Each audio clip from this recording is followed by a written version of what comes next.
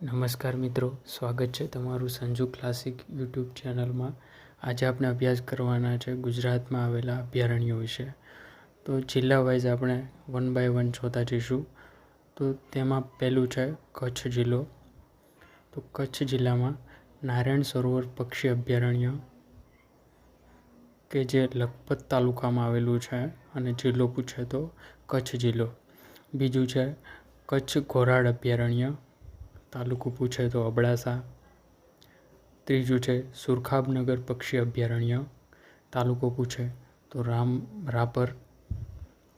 ગુજરાતનું સૌથી મોટું અભયારણ્ય છે કે જે સુરખાબનગર પક્ષી અભયારણ્ય છે. ત્યારબાદ પછીનો જિલ્લો છે બનાસકાંઠા જિલ્લો. બનાસકાંઠા જિલ્લામાં 2 અભયારણ્ય આવેલા છે. તેમાં પહેલું અભયારણ્ય છે જેસોર રીંછ અભયારણ્ય, તાલુકો ધાનેરા. બીજું છે બાલારામ રીંછ અભયારણ્ય, તાલુકો પાલનપુર.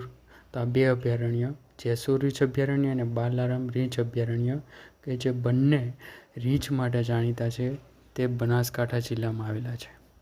ત્યારબાદ મહેસાણા જિલ્લામાં એક અભયારણ્ય આવેલું છે થોળ પક્ષી અભયારણ્ય, તાલુકો કડી છે. ત્યારબાદ છે પંચમહાલ જિલ્લો. પંચમહાલ જિલ્લામાં જાંબુઘોડા રીંછ અભયારણ્ય આવેલું છે, તાલુકો જાંબુઘોડા છે. ત્યારબાદ દાહોદ જિલ્લામાં રતનમહાલ રીંછ અભયારણ્ય આવેલું છે, તાલુકો લીમખેડા.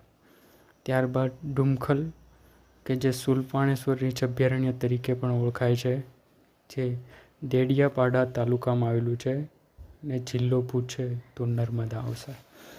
ત્યારબાદ ડાંગ જિલ્લામાં પૂર્ણા બરડીપાડા અભયારણ્ય આવેલું છે.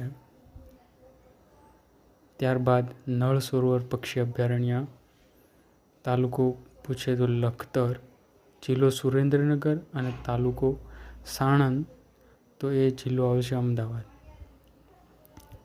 ઓકે. ત્યારબાદ ઘુડખર અભયારણ્ય, તો તાલુકો ધાંગધ્રા અને જિલ્લો પૂછે તો સુરેન્દ્રનગર. અમરેલી જિલ્લો, તો એમાં 2 અભયારણ્ય આવેલા છે. પન્યા અભયારણ્ય કે જે ધારી તાલુકામાં આવેલું છે અને ત્યારબાદ મિત્યાલા અભયારણ્ય. આ બંને અભયારણ્ય અમરેલી જિલ્લામાં આવેલા છે. ત્યારબાદ ગીર સોમનાથ જિલ્લો. ગીર સોમનાથ જિલ્લામાં એક અભયારણ્ય આવેલું છે, તે ગીર અભયારણ્ય છે અને તાલુકો તેનો ઉના છે.